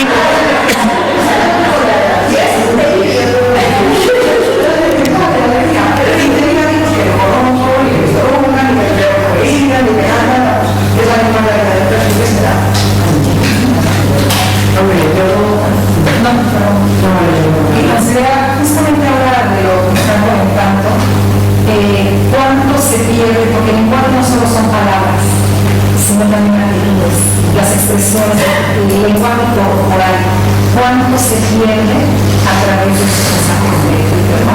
Es una de las cosas precisamente que comentabas, de que se parcializa totalmente la persona, ya no se identifica uno con una persona íntegra, sino con una parte de ella. Y yo puedo estar diciendo en Twitter, estoy muy feliz, y si yo lo dijera en palabras, a lo mejor mi cuerpo está diciendo. Que eso es algo de lo que... Y entonces, ese es el mundo virtual, es un mundo totalmente ficticio, en donde mostramos lo que queremos mostrar y decimos lo que queremos decir ante la realidad. Eso también es terrible. No creo que sea totalmente ficticio, sí creo que tiene una parte real y una parte modificada ante la cara que queremos dar, pero también eso es muy importante que logremos integrar en la sociedad para que no sea una dualidad que se quede ahí escindida, el mundo virtual y el mundo real, ¿no? O sea, no puede ser una dualidad. Tenemos que buscar la manera de integrarlo de una forma sana para que no exista muchas veces este rechazo del mundo real en pro de un mundo virtual que es completamente parcializado. Efectivamente, no es que no exista, sí tiene elementos de lo real, pero no debería de constituir nuestra realidad primordial. Pero sí, ahí también hay mucho trabajo que hacer para unirlos, para que no exista esta escisión permanente entre quién soy aquí y quién soy aquí, porque eso no puede ser sano ni ahorita, ni en 10 años, ni nunca, ¿no?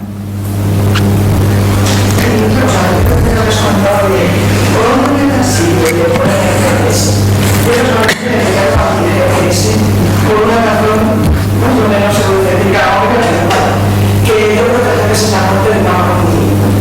Cuando uno sale de casa y dice, por el pan, por la calle, no sé qué, y luego vas por no sé dónde, y entonces se toma cognitivo y tu cerebro no va. Pero claro, por los intereses, yo quiero ir a la calle, aproximadamente que a la derecha, que yo no tengo que pensar. O sea, ¿qué es un interés por mí?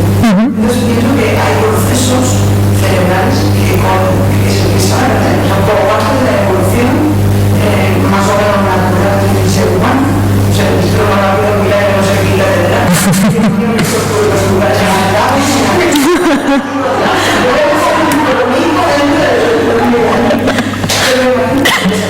Sí, vamos a tener la mano así.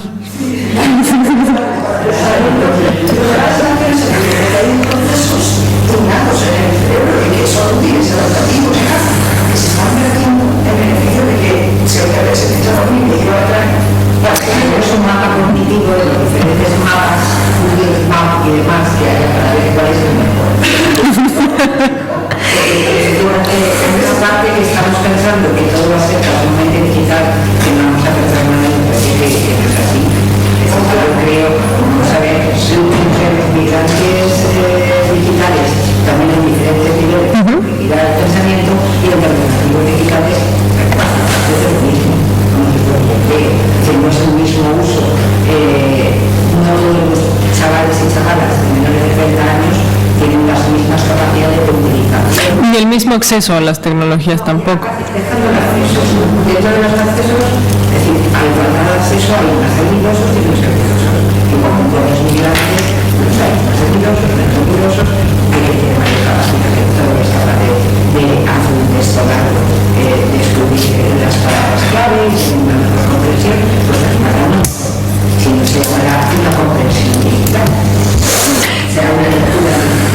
Sí. por las pantallitas y demás. ¿No? Me refiero que también habrá diferentes habilidades en el campo que ya no vamos a pensar. Sí, no. Eso es la visión que bueno, no sé cuándo teníamos cuando nos íbamos a respetar a cara. Lo que sí es una realidad es que como parte de todo proceso de evolución hay cosas que se pierden.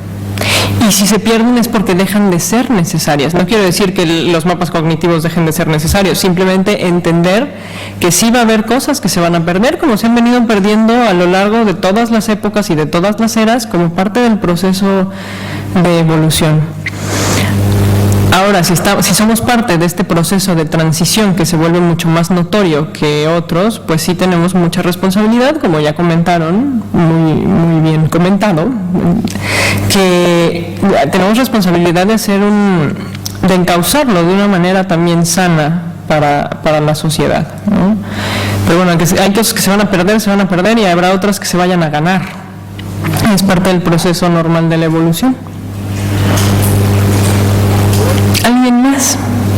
Sí. Es que en las redes sociales yo creo que hay una dualidad, porque realmente las redes sociales tratan de con las redes sociales, que igual que nos relacionamos con alguien y ponemos algo en un juego, cuando hablamos con otro, sí que es verdad que en las redes sociales tenemos más control sobre la imagen que damos a los otros y controlamos más nuestras faltas están más controladas porque incluso tiene la opción de que si hay que ha descargado y van a ver que yo realmente, pues esta falta mía, ¿no? Pues ya lo borras. Sí, eliminar.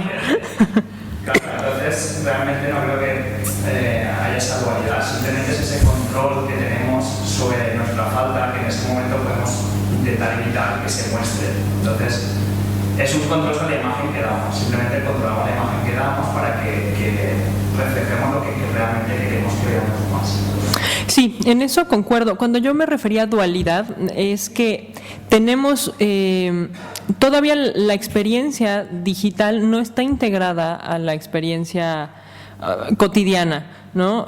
Muchas veces hay pleitos entre padres e hijos porque los hijos quieren integrar esto a su vida cotidiana y los padres pues evidentemente se oponen, ¿no? Entonces la experiencia académica con el libro y en casa que ya lo hago todo a través de internet sigue siendo, a eso me refería con que estaba escindida la experiencia que tiene la persona que hace uso, ¿no?, de la tecnología, pero en lo que comentas tienes razón. Lo que sí es que sí ponemos una cara de alguien que no somos, no porque estemos mintiendo, sino porque solo estamos mostrando una faceta nuestra, ¿no? Y cuando ponemos algo en juego por escrito, pues es un poco menos arriesgado que en persona, ¿no? El refuerzo que recibimos es mucho mayor, porque tenemos seguridad que buscamos el refuerzo social. Claro. Y claro, ahí estamos ya vamos dando la imagen de cada refuerzo que queremos obtener, ¿no? Igual que cuando salimos de casa. Exacto. Claro. De casa, que no te vas en zapatillas, no te vas en zapatillas chacla. Sí. También Sí hay elementos. la imagen que damos, es decir, también en el contacto social, como le comentaba mi compañera Ángeles, en el contacto social, que ella cuida su imagen para venir aquí. Sí. Das una imagen parcial de ti siempre, incluso en el contacto directo. Es más fácil que esa imagen parcial suceda a través de las redes sociales, pero también se da en ese contexto. Y tan... No habla de quizá lo que decía la compañera, de que sí que tenemos unas ciertas claves, pues para cuando una persona está comentando algo, ya es insistía, pues el lenguaje no verbal estamos más acostumbrados. Entonces, claro, como ahí es plano, todavía no tenemos el manejo de decir, bueno, si lo funciona ¿entendés lo que quiero decir? Que sí que tenemos una serie de habilidades desarrolladas, más o menos, en muchos años de comunicación cara a cara, no cada libro. Entonces, sí que tenemos esa habilidad para decir, si mi lenguaje corporal contradice el verbal, pues voy a creer el corporal de la otra persona, no el verbal. Y eso sí se pierde, ¿no? Tan así que, bueno, ahora se inventaron... Todavía no nos tenemos suficiente manejo para de lo que presenta. Yo creo que la gente que piensa, está poniendo esto, pero ¿sabe cómo estará? Sí, pero ahí también yo creo que nos volvemos seres más unidimensionales, menos multidimensionales de lo que somos en persona, porque sí, una cosa es que cuidemos nuestra apariencia. Sí, yo llegué a Valencia en jeans y tenis, ¿no? Y no me iba a presentar aquí así, pero Pero vamos, que cuando estamos en persona, por más que tratemos de ser cuidadosos, no podemos borrar, no hay un botón para eliminar algún error. Si, como le decían por allá, si cometemos algún error, pues la experiencia es mucho más intensa cuando es en persona que cuando no lo es. Tanto es así que también las tecnologías tienen el riesgo de convertirse en una fuga de la realidad. O sea, yo no puedo enfrentar mi realidad, me sumerjo por completo en una vida virtual. Existen, eso no lo comenté en la conferencia, pero los juegos de roles en internet, donde yo adquiero una personalidad, una profesión y un estilo que probablemente no tenga nada que ver con el mío, inclusive puede ser fantasioso. Y hay gente que incluso gana dinero a través de estos juegos de roles. Es impresionante. Y ahí yo sí me cuestiono, bueno, ¿qué tanto están viviendo más? O sea, se puede llegar a vivir más en un mundo que no existe. O sea, en el juego de rol, cuando yo ya soy un vampiro que tengo poderes, yo qué sé, ¿no? Cualquier cosa que se puedan inventar en un juego de rol, y prefiero esa identidad que me creé que la identidad que tengo, o dejo de desarrollar mi propia identidad en persona. Eso ya no es el uso de Facebook y estas cosas, sino ya cosas mucho más, sí, mucho más drásticas, ¿no? ¿Algo más? Pues muchas gracias por su interés, muchas gracias por su asistencia y por su participación. Espero que se lleven algo pues enriquecedor también para su propia pues práctica o para su reflexión. Yo me llevo notas muy importantes para mí de los comentarios que han hecho, se los agradezco. Y bueno, espero que nos podamos volver a ver en congresos, en pláticas, vía internet, Facebook, Twitter. Muchas gracias. Gracias.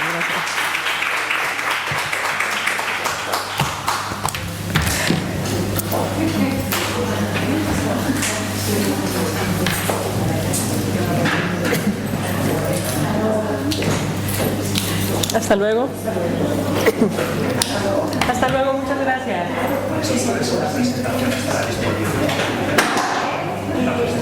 ¿Esta?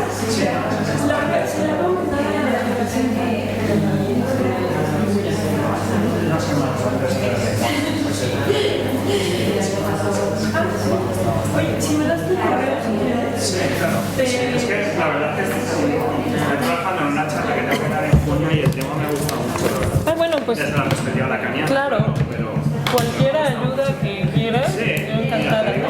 ¿Tu nombre? Miguel Tejedor. Miguel, perdón. Tejedor. T-J. Sí, Tejedor. Exacto.